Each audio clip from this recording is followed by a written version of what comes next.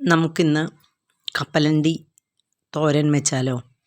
അതിനു വേണ്ടി കുറച്ച് നമുക്ക് ആവശ്യത്തിനുള്ള ഒരു ചെറിയ കപ്പ് കപ്പലണ്ടി എടുക്കുക. അത് തലേ ദിവസം കുറച്ച് വെള്ളം ഒഴിച്ച് വെള്ളത്തിൽ കുതിർത്ത് വയ്ക്കണം. അതിനുശേഷം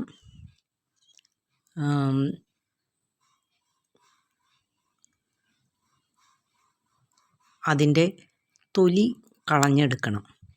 തൊലി കളഞ്ഞതിന് ശേഷം അതിനെ രണ്ടായി പൊളിച്ചെടുക്കണം.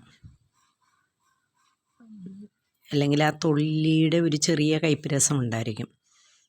എന്നിട്ട് ഇതുപോലെ നന്നായി കഴുകി വൃത്തിയാക്കി എടുക്കുക.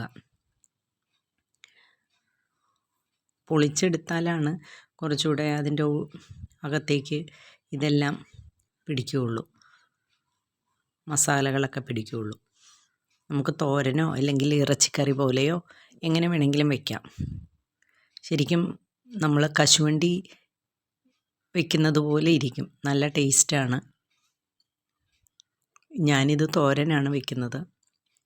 അതിനു വേണ്ടി മഞ്ഞൾപ്പൊടി, തേങ്ങ, ഉപ്പ്, ജീരകത്തിനും പകരം പെരിഞ്ചീരകവും കറുകപ്പട്ടയും ചേർത്തു. പിന്നെ പച്ചമുളക്, വെളുത്തുള്ളി, സവാള,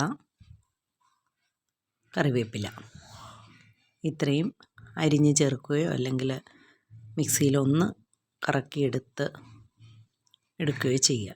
ഇവയെല്ലാം കൂടെ ഒന്നിച്ച് ചേർത്തതിന് ശേഷം കുക്കറിലിട്ട് ഒരു 1-2 വിസിലടിച്ചാലും കുഴപ്പമില്ല. കപ്പലണ്ടിക്ക് ഇച്ചിരി വേവുണ്ട്, അതുകൊണ്ട് കുറച്ച് വെള്ളം ഒഴിച്ച് വേവിച്ച് വെള്ളം വറ്റിച്ച് എടുക്കുക. അതിന് ശേഷം കടുക് താളിച്ച് എടുക്കുക. ഇതേപോലെ നല്ല ടേസ്റ്റാണ്. ശരിക്കും കശുവണ്ടി തോരൻ വയ്ക്കുന്നത് പോലെ തന്നെ ഇരിക്കും. പിന്നെ ഒരിച്ചിരി മെനക്കേടാണെന്ന് മാത്രം. പെരിഞ്ചീരകത്തിന് പകരം ജീരകവും വെളുത്തുള്ളി